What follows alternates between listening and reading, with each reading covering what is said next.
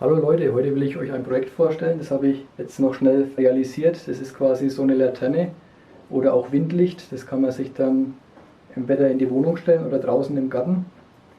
Da kann man dann ein Teelicht reinstellen und in diesem Video will ich quasi zeigen, wie ich das gebaut habe. Und das ist quasi ein Muttertagsgeschenk und das ist jetzt gerade so fertig geworden. Jetzt ist es gerade 2 Uhr Nachmittag, also das war jetzt just in time, das Ganze. Auf jeden Fall ist es sehr schön geworden und ich wünsche euch viel Spaß beim Video. Hallo Leute, heute will ich mir was ganz Besonderes bauen. Das ist quasi zum Muttertag so eine Laterne oder auch Windlicht genannt. Das kann man dann im Endeffekt in den Garten stellen oder auf den Tisch ins Wohnzimmer. Und diese Laterne will ich dann mit so einem Papier bespannen. Das ist so ein Sochi-Papier. Ich weiß nicht, ob das richtig ausgesprochen ist. Jetzt kann ich mal kurz die Rolle zeigen. Und dieses Papier will ich dann diese Laterne mit bespannen zum Holz selber. Da habe ich jetzt verschiedene Holzarten, ein wenig helleres und dunkleres für den Kontrast. Und unten will ich nochmal so ein rotes auf den Sockel anleimen. Und oben an den Deckel kommt wieder ein helleres Holz. Und das habe ich jetzt alles schon soweit vorbereitet und auf Maß geschnitten, die ganzen Seiten. Und was jetzt noch ansteht, sind den Deckel und den Boden schneiden. Da nehme ich dann so eine Tischlerplatte, die hat 13 mm. Und hier werde ich mir dann 2 Quadrate rausschneiden, 21 x 21 cm. Und auf jeden Fall bin ich schon mal gespannt, wie dieses Papier, wie man das so verarbeiten kann. Aber ich denke, das wird schon gut ausschauen. Ich hoffe es zumindest. Diese Quertraversen, die sind jetzt nicht quadratisch, sondern rechteckig. Die Säulen an sich, die sind quadratisch. Und verbinden will ich das Ganze dann mit solchen 6 mm Rundholzdübel. Aber jetzt tue ich erstmal die Bodenplatte und den Deckel oben zuschneiden.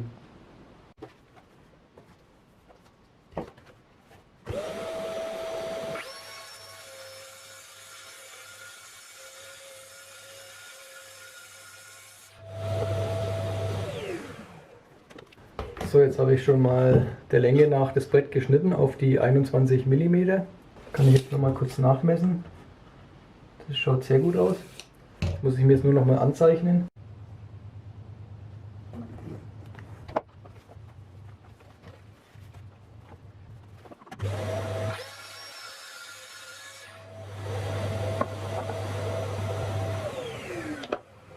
Und dann müsste es im Idealfall jetzt hier diese 21 mal 21 haben. Und das schaut gut aus. Ja. Und so einen muss ich mir jetzt noch schneiden, das mache ich jetzt. So, jetzt habe ich das mal soweit ungefähr aufgebaut, wie ich mir das vorstelle. Da sieht man jetzt die 4 Säulen und dann diese Querbalken. Und unten und oben kommt dann so ein Deckel drauf. Und die Schnittkante, die will ich dann mit so kleinen Holzleisten bekleben. Einmal unten, das müsste glaube ich Mahagoni sein. Oben kommt dann nochmal so ein helles Holz um diese Schnittkante. Das ist dann glaube ich auch nochmal Ahorn. Also diese Säulen sind Ahorn und der Deckel und der Boden, das ist quasi Tischlerplatte, 13 mm.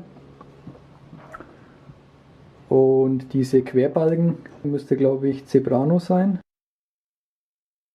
Und als nächstes muss ich diese ganzen Holzklötze hier nochmal bearbeiten, weil die habe ich alle mit der Bandsäge gesägt. Da sieht man jetzt überall noch diese Fransen. Das heißt, da muss ich alle Kanten noch bearbeiten. So, jetzt bin ich schon ein Stückchen weiter gekommen. Ich glaube, man sieht es, ich habe hier jetzt diese Querholzleisten gehobelt, alle 4 Seiten, und das schaut schon mal gar nicht schlecht aus. Und was es als nächstes noch zu machen gibt, das sind jetzt diese Säulen. Und diese Säulen, die haben auch noch Sägemarken auf alle 4 Seiten. Da muss ich auch noch mal kurz mit dem Hobel drüber. So, jetzt habe ich mir hier diese Säulen eingespannt und nehme jetzt diesen Einhand-Sims-Hobel. Und wie man sieht, damit kann man das eigentlich schön bearbeiten.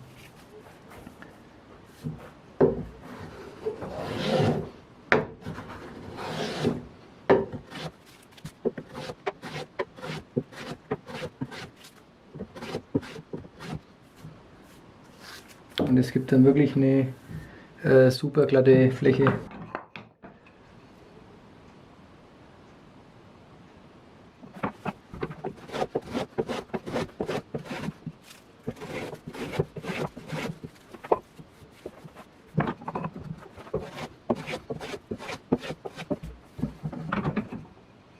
Auf jeden Fall schönes Holz, dieses Ahorn, und lässt sich auch gut bearbeiten mit dem Hobel. So, jetzt habe ich diese 4 Leisten alle gehobelt auf alle 4 Seiten. Fallen schon eine Menge Späne an, also das ist je nachdem, wie grob die Sägemarken sind von der Bandsäge, kann das länger oder kürzer dauern.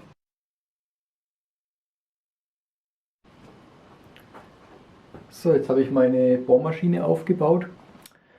Auf jeden Fall habe ich mir das jetzt nochmal kurz so aufgebaut. Und ich werde es jetzt so machen, dass ich diese Querleisten bündig mit den Säulen mache, weil dann habe ich genug Material.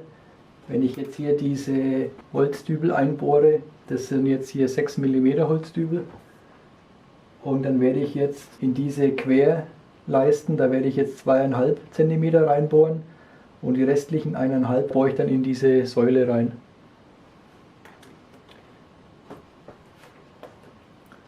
So, jetzt habe ich mir das alles nochmal kurz eingestellt, also die Bohrtiefe, wie weit ich bohren will, das sind jetzt hier so 26 mm, und in diese Säulen will ich dann so 15, 16 mm reinbohren, da diese Dübel eine Länge von 40 mm haben, sodass ich überall noch ein Millimeterspiel habe.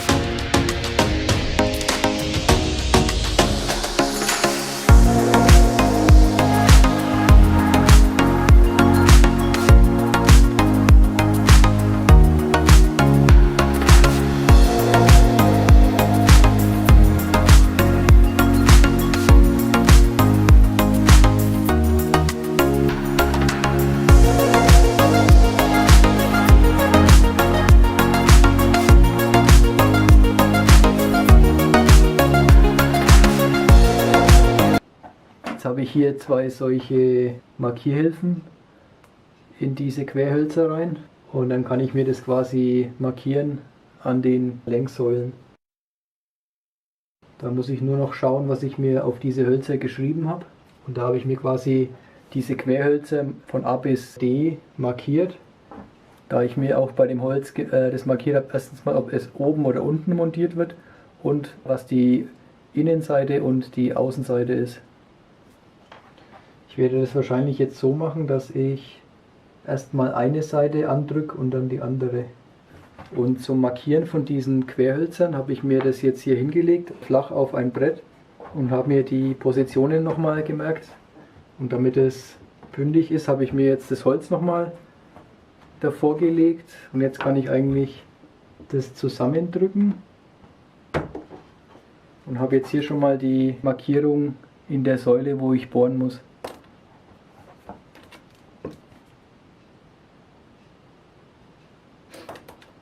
Und das muss ich jetzt für alle 4 Seiten machen, das wird jetzt wahrscheinlich etwas länger dauern. Und somit habe ich jetzt dann hier überall Markierungen, in denen ich dann die Löcher bohre mit den 16 mm. Quasi 6 mm Dübel, und die Tiefe sind die 16 mm. Das wäre jetzt das nächste. So, und dafür stelle ich wieder die Tiefe an den Bohrständer ein. In dem Fall jetzt die 16 mm.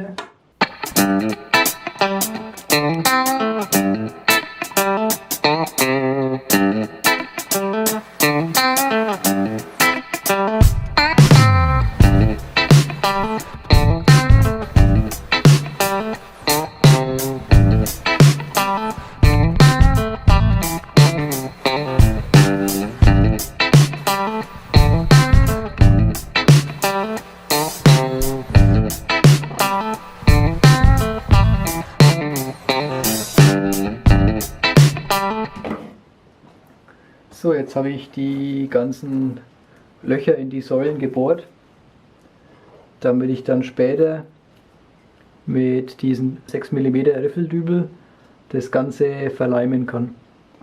So, jetzt habe ich in diese Querhölzer die ganzen Dübel eingesetzt. Was ich jetzt dazu sagen muss, also diese Runddübel sind auf jeden Fall meistens von der Stärke her etwas dicker als die 6 mm. Und da muss man schon aufpassen, dass man entweder einem größeren Durchmesser vorbohrt, diese Dübellöcher, weil exakt 6 mm kann es auf jeden Fall passieren. Wenn es dann zu stramm geht, dann kann das da reißen, weil ich habe da außenrum nicht viel Material und das kann das dann schon spalten, das Holz. Aber jetzt habe ich in diese ganzen Querhölzer die Dübel eingesetzt und kann dann das Ganze mal zusammenbauen. Und ich werde es auch hier jetzt dann schon verleimen.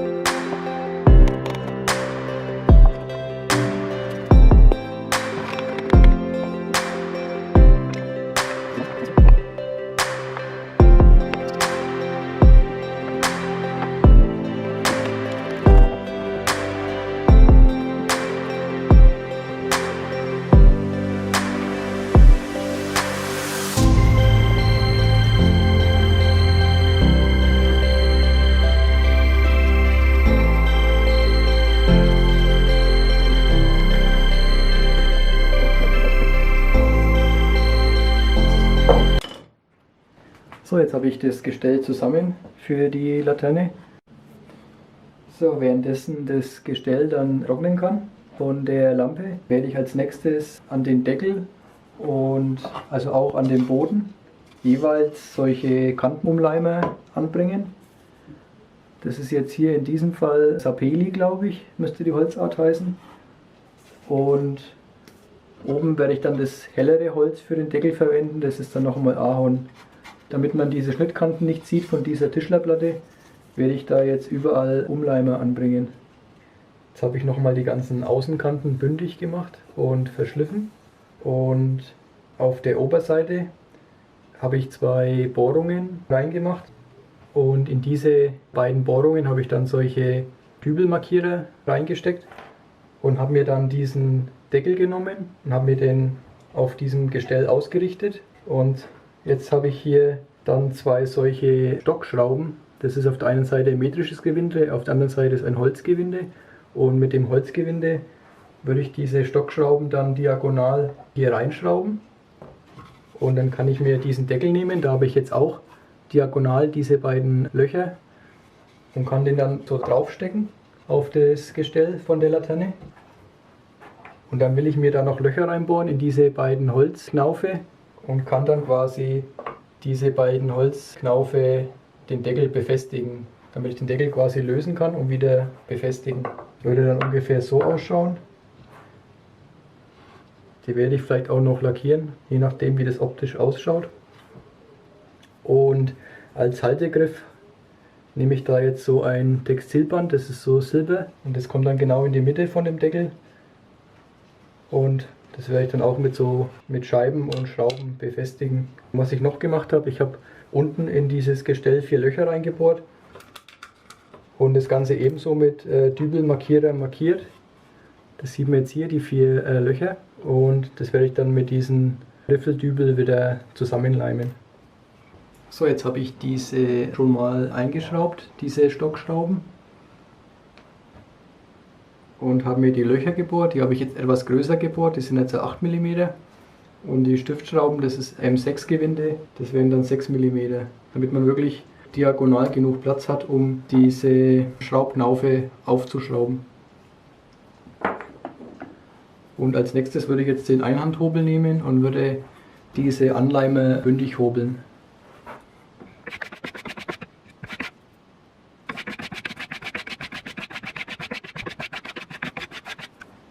Jetzt habe ich den Boden und den Deckel soweit bearbeitet, dass die ganzen Kantenumleimer bündig sind. Das habe ich mit einem Hobel gemacht und dann später das Ganze verschliffen. Und oben genauso. Und danach nochmal alles mit dem Staubsauger den Staub entfernt.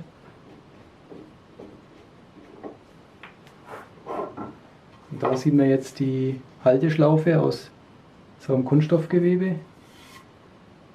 Und das habe ich alles nochmal mit dem Schleifer schön verschliffen. Und als nächstes muss ich mir jetzt dann hier diese ganzen Maße ausmessen und dann von diesem Sochi-Papier die Streifen abschneiden.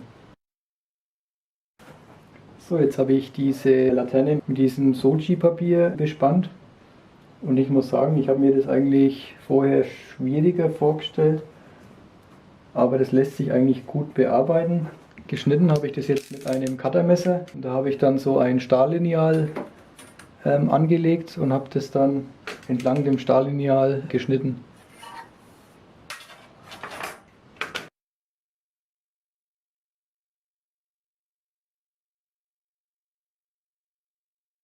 Und normalerweise, ich habe jetzt die Bedienungsanleitung gelesen von diesem Papier, und normalerweise sollte man da so einen Reiskleber verwenden.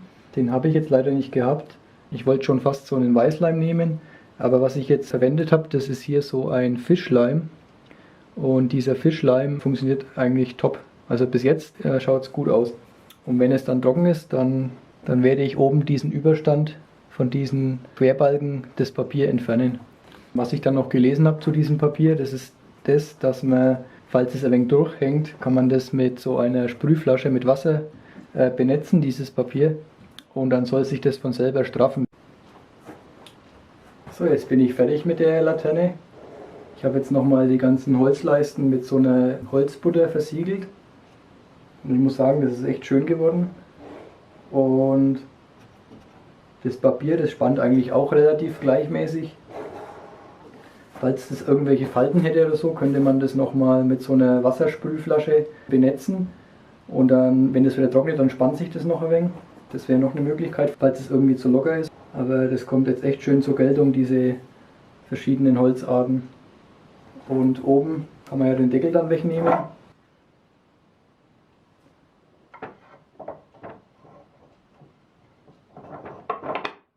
Und kann dann da wieder eine Kerze reintun und das wieder verschrauben.